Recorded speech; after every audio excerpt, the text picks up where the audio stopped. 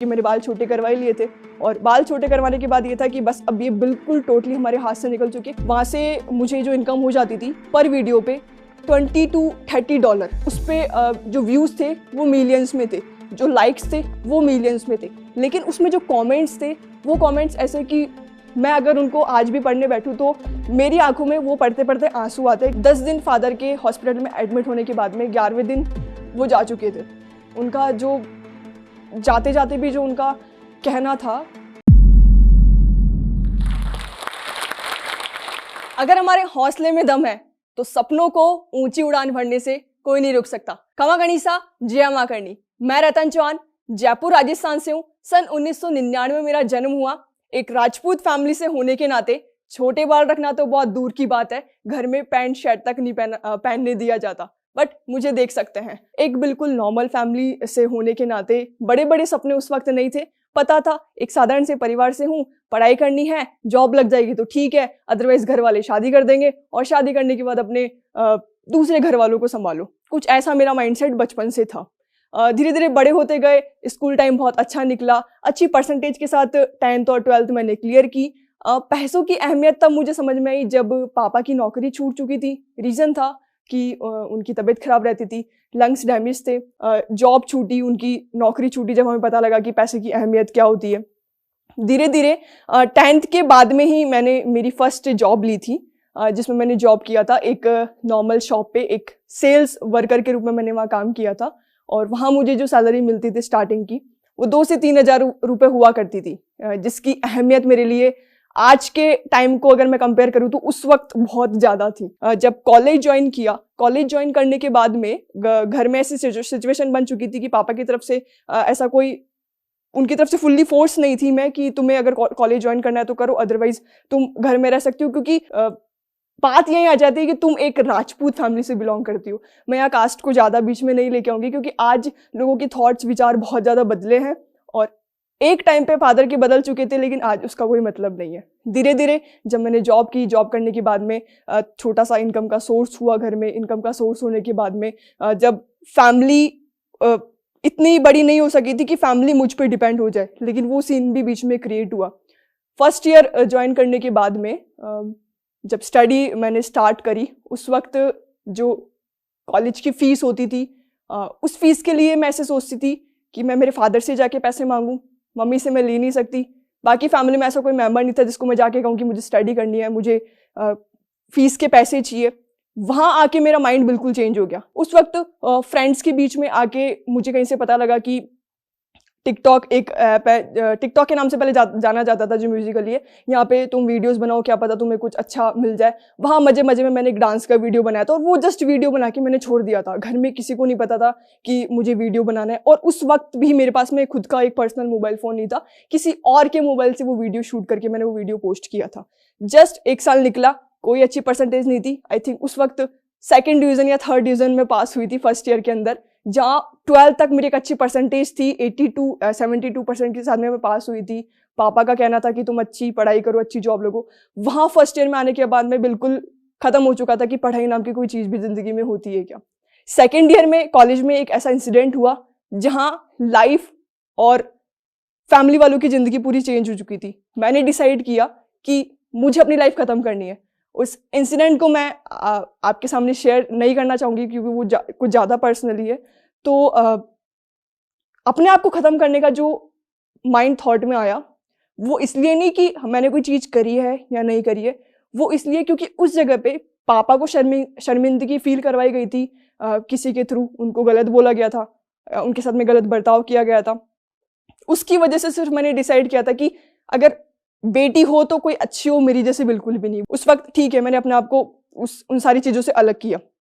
वहाँ सिचुएशन वही चल रही थी, इनकम कहाँ से आएगी, पैसा कहाँ से आएगा, पापा की दवाइयाँ लानी है वो कहाँ से आएगी, या जो चीज़ें हो रही है फैमिली में वो चीज़ें कैसे होगी।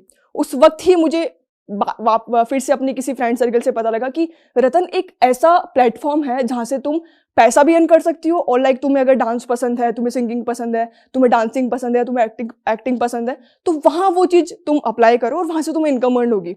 मैंने बिलीव नहीं किया था क्योंकि ऐसा तो कुछ होता नहीं है ना लाइक हम कहीं पे अप्लाई करते हैं तो पहले हमसे वो लोग चार्ज लेते हैं कि अगर तुम्हें डांस सीखना है करना है तो पहले तुम हमें इसका पेमेंट करो। तो मैंने इस चीज़ पे बिलीव नहीं किया, बट फिर भी दोस्तों की बातों में आकर मैंने वीगो प्लेटफॉर्म पे अपने डांस की वीडियोस डालना स्टार्ट किए। वो भी क्यों, जो टिकटॉक पे मेरा फर्स्ट वीडियो डाला था, डांस का वीडियो था, वो बहुत अच्छा वायरल हुआ और उस पे जो व्यूज थे वो मिलियंस में थे, जो लाइक्स थे वो मिलियंस में थे। लेकिन उसमें जो कमेंट्स थे वो कमेंट्स ऐसे कि मैं अगर उनको आज भी पढ़ने बैठूं तो मेरी आंखों में वो पढ़ते पढ़ते आंसू आते हैं, क्योंकि मैंने किसी का कुछ बिगाड़ा नहीं, मैंने वल्गर ड्रेस नहीं लिया, मैंने कुछ गलत उसमें कहा नहीं, मैंने अब्यूजिंग नहीं किया, मैंने कुछ भी नहीं, फिर भी लोग मुझे गलत क्यों कह रहे हैं। और जो 12th तक जो मेरे बाल थे वो काफ़ी लंबे थे। 12th के बाद में फर्स्ट ईयर में मैंने अपने शॉर्ट हेयर करवाए। रीज़न ये कि मैंने फर्स्ट ईयर में स्पोर्ट्स ज्वाइन किया था, मेरे पास एनसीसी थी और स्पोर्ट्स में मेरे पास वॉलीबॉल था, तो उसमें थोड़ी बहुत प्रॉब्लम और मेरी चॉइस के अकॉर्डिंग मैंने अपने इस तरह का गेटअप लिया। उसके बाद में धीरे धीरे जो ये चीज़ थी, जैसा कि मैंने आपको स्टार्टिंग में बताया कि बाल छोटे रखना तो बहुत दूर की बात है, हमें घर में नॉर्मल पैंट शर्ट भी नहीं पहनने दिया जाता था, लेकिन मैं घर में पैंट शर्ट के साथ में अपने छोटे बालों के साथ में एक बिल्कुल टॉम बॉय की तरह रहती हूँ, तो मेरे लिए बहुत बड़ी बात है। एक्सेप्ट नहीं किया था फैमिली ने मुझे उस वक्त पे, और चीज़ें जो थी वो और बिगड़ती जा रही थी। मेरा वीडियोस में उतर जाना, पापा का मुझसे गुस्सा रहना, घर वाले बिल्कुल मुझसे दूर हो जाना कि मतलब ये लड़की, हमने इसके बारे में क्या सोचा था, ये अच्छी पढ़ाई करेगी, ये आगे निकलेगी, हमारा समाज में नाम रोशन करेगी। वो जो सारी चीज़ें जो मेरी फैमिली ने सेट कर रखी थी वो मैं सब बिगाड़ती जा रही थी। क्यों? क्योंकि मैं वीडियोस बनाती थी। क्यों? क्योंकि मैं डांस करती थी, क्योंकि मैं एक्टिंग करती थी, क्योंकि मैं ये इन सारी चीज़ों में आ गई थी। तो लोगों का, मेरे फैमिली वालों का हो गया कि हो गया बंटाधार, जो हम चाहते थे वो तो कुछ नहीं है, अब इसको उतारो शादी के अंदर। क्योंकि मेरे बाल छोटे करवा ही लिए थे और बाल छोटे करवाने के बाद ये था कि बस अब ये बिल्कुल टोटली हमारे हाथ से निकल चुके। हालांकि ऐसा कुछ गलत नहीं कर रही थी मैं अपनी तरफ से, लेकिन उनका माइंडसेट हो चुका था। पहली बार 12th के मिड में ही मेरे शादी का उनका प्लान किया था, उस वक्त कैंसिल किया। फर्स्ट ईयर से सेकंड ईयर के मिड में मेरा शादी का प्लान किया, वो सब कैंसिल किया। कैंसिल इसलिए नहीं कि मैं चाहती थी, कैंसिल वहां क्योंकि मेरे मम्मी नहीं चाहती थी कि मेरी बेटी सही है। कहीं ना कहीं किसी न किसी इंसान को आप पे बीच में ट्रस्ट होता है, वो थी मेरी मम्मी की। अगर आगे बढ़ने का मेरा कहीं ना कहीं सपोर्ट बना तो वो थी मम्मी। मैंने खुद ने अपने फादर से प्रॉमिस किया कि प्लीज़ मुझे कुछ टाइम दे दो, मैं डेफिनेटली अपने आप को प्रूव करके बताऊंगी। पापा का माइंडसेट बिल्कुल चेंज था। उसी के बीच में मेरे माइंड में 2017 के टाइम पे मैंने वीडियोस बनाना स्टार्ट किया था। वीगो पे जो टाइम था, वहाँ से मुझे जो इनकम हो जाती थी पर वीडियो पे $20 to $30, मतलब बहुत कम अमाउंट है, लेकिन मेरे लिए उतना मैं सेटिस्फाई थी उसमें। ठीक है, मेरा निकल रहा था। प्रॉब्लम ये आ रही थी, पर मंथ पापा की जो दवाई आती थी वो 7 से 8 हज़ार की आती थी। इतनी तो इनकम हो ही नहीं रही थी, मुझे क्या करना है। जिस वक्त मैं जॉब करती थी वहाँ मेरी सैलरी ही इतनी थी 3 से 4 हज़ार रुपये। तो उससे मैं खुद का देखूँ, फैमिली का देखूँ, मेरा छोटा भाई है मैं उसका देखूँ। लोग कहते हैं ना कि हमें ज्ञान देने के लिए बहुत से लोग आगे आते हैं, नहीं तुम ऐसा नहीं करना चाहिए, तुम इस तरीके से नहीं रहना चाहिए। तुम छोटे बाल क्यों रखी हो, एक अच्छी फैमिली से हो, अच्छी शादी करनी है। ज्ञान देने के लिए हजारों लोग आपके सामने आते हैं, हजारों लोग पीछे से, आगे से, आजू बाजू से, सब लोग बोलने के लिए आ जाते हैं। लेकिन जब इंसान को सपोर्ट की जरूरत पड़ती है, जब इंसान को पैसों की नीड होती है या किसी भी तरह की नीड होती है, तब कोई इंसान सामने नहीं आता है। सेम एक उस एज में मैंने सारी चीजें फेस कर ली थी, जहाँ आज की जो मेरी एज है वो घूमने फिरने की, अपना लाइफ बिल्कुल एंजॉय करने की, ये मेरी एज है। मेरा भी ऐसा सपना था कि मतलब लाइक पीछे फैमिली का सपोर्ट होता, कहीं तुम्हें जाना है तो मैं तुम्हारे साथ हूँ, तुम्हें कुछ करना है तो मैं तुम्हारे साथ हूँ, तुम्हें जो करना है वो करो। आज मैं अपनी फैमिली को कहती हूँ कि आप लोगों को जो करना है करो, मैं आपके साथ हूँ, कहीं जाना है जाओ, मैं यहाँ बैठी हूँ, आपको जो करना है करो। मैंने डिसीजन लिया अपना एक खुद का स्टोर ओपन करने का। वो स्टोर ओपन का आइडिया मेरे माइंड में तब आया जब मैं अपने कमेंट्स देखती थी वीडियो की, तो वहां लोगों को मेरा ड्रेसिंग सेंस बहुत पसंद आता था कि रतन तुम्हारा ड्रेसिंग सेंस बहुत अच्छा है, तुमने जो शर्ट पहना है तुमने कहाँ से परचेज किया, या तुमने जो ट्राउजर पहना है, तुमने जो जींस पहनी है वो तुमने कहाँ से परचेज की। तो वो चीज़ मेरे माइंड में क्लिक हुई। मेरी एक कॉलेज फ्रेंड है अक्षिता, हाँ, हम दोनों ने साथ में मिलकर एक प्लान किया कि ठीक है हम अपना काम स्टार्ट करते हैं। स्टार्ट कहाँ से करते हैं, तुम्हारे पास पैसे हैं? अक्षिता मुझसे छोटी है वो, इस चीज़ में तो मैं हेल्प नहीं कर सकती, लेकिन आइडिया मैं आपको बहुत से दे सकती हूँ। फैमिली, पापा आप मेरी इसमें हेल्प कर सकते हैं, पैसा मेरे पास में नहीं है। लेकिन जब उन्हें लगा कि हाँ ये कुछ करेगी, कुछ कर पाएगी, उनका इसमें भी माइंड चेंज कब हुआ, जब फैमिली वालों की तरफ से उन्हें कोई रिस्पॉन्स मिलना बंद हो गया कि अगर मेरी महीने की दवाई नहीं आ रही है तो क्यों नहीं आ रही है, मेरे फादर या मेरा कोई और तो इस चीज़ में सपोर्ट कर सकता है ना। लेकिन कहीं से सपोर्ट नहीं था। उन्होंने कहा ठीक है तो स्टार्ट कर। उन्होंने अपने किसी फ्रेंड से, आई थिंक मुझे याद है, उन्होंने 25 से 30 हज़ार रुपये उन्होंने उधार लिए थे। उन्होंने मुझे हाथ में पकड़ा के कहा था कि ये मैं मेरे किसी फ्रेंड से ले रहा हूँ 25 से 30 हज़ार रुपये, और ये तुझे अपने काम में इन्वेस्ट करना है और मुझे ये अमाउंट रिटर्न में चाहिए आज से 15 से 20 दिन के अंदर, क्योंकि मैंने अगले से वादा किया है कि मैं आपको अमाउंट दे दूंगा। 30,000 में मुझे एक स्टोर ओपन करना है, मुझे रेंट भी देना है उसका, मुझे थोड़ा सा इंटीरियर भी डिज़ाइन करना है, मुझे कपड़े भी लेके आना है। आई थिंक मुझे याद है 30,000 में मैंने जो अंदर चारों वॉल जो लगवाई थी, वो वॉलपेपर जो लगवाया था, वो वॉलपेपर भी 30,000 में नहीं हुआ था, उसमें भी मेरे को ज़्यादा अमाउंट पे करना पड़ा था। लेकिन पता नहीं मैंने कैसे, कब, कहाँ से, किस तरीके से मैंने अपना शॉप बिल्कुल रेडी कर लिया। मेरा स्टोर जो था 2020 के टाइम पे मैंने ये प्लान किया था। उससे पहले 17-18 में मेरा फ्रॉम होम से हो रहा था, जो मेरा ऑनलाइन काम था वो घर से था, उसमें मेरी फ्रेंड मेरे साथ में थी। सब कुछ हो गया, स्टोर हो गया, कपड़े आ गए, सारा काम बिल्कुल सेट है कि हाँ अब मुझे ओपनिंग करनी है। ओपनिंग करने के जस्ट कुछ दिन, ओपनिंग भी नहीं हुई थी, ओपनिंग करने से कुछ दिन पहले ही लॉकडाउन लग गया। और जो लॉकडाउन लगा उस वक्त जो फैमिली की कंडीशन हुई थी, उस वक्त का ये था कि अगर सुबह हम खाना खा रहे हैं तो रात को हमें क्या खाना है, लाइक सुबह का जो बना है उसमें से हम लोग आधा आधा कर लेते हैं, हम वो चीज़ रात को खा लेंगे, वो चीज़ हमारा निकल जाएगा उसमें। लॉकडाउन के जस्ट बाद में जो मैंने स्टोर ओपन किया था ना, उस वक्त भी मैंने लॉकडाउन के टाइम पे उसका रेंट दिया था। आप शायद आप लोग आइडिया भी नहीं लगा सकते कि किस तरीके से मैंने वो चीज़ें मैनेज करी थी। लॉकडाउन के जस्ट बाद में मैंने अपने स्टोर की ओपन की और बहुत बेस्ट तरीके से ओपन की। 2019 में मेरे पास में एक इवेंट आया, वो इवेंट जयपुर से ही था और मुझे नहीं पता था ये इवेंट क्या होता है ना, आज तो चलो ठीक है बहुत अच्छे से पता है। तो उस वक्त पता नहीं था, मुझे इतना पता था कि घर में शादियाँ होती है, शादी में जाओ, डांस करके आओ, खा पी के आओ, बढ़िया मस्त मजे में, ये सारी चीज़ें पता थी मुझे। अक्षिता, जैसा कि मैंने बताया कि मेरे साथ में आज भी वो मेरे सपोर्ट में है या फिर मेरे साथ में है, मैनेजर मेरी, तो उसने मुझे कहा कि रतन एक इवेंट है तो आप उसमें जाना चाहोगे। मैंने कहा इवेंट क्या होता है, तो उसने मुझे अच्छे से समझाया कि इवेंट इसे कहते हैं। मैंने कहा ठीक है, हाँ चल जाएंगे। तो उस वक्त मेरा ये था वहाँ पे खाने वाने का तो मिलेगा ना, मतलब कैसे क्या जाना है। उसने मुझे कहा था कि वहाँ अपन को एक एज ए सेलिब्रिटी गेस्ट बुलाया है। तो सेलिब्रिटी तो मेरी नज़रों में सलमान खान, शाहरुख खान, ये सारी चीज़। मैंने कहा किस वे में सेलिब्रिटी, मतलब मैंने क्या किया ऐसा।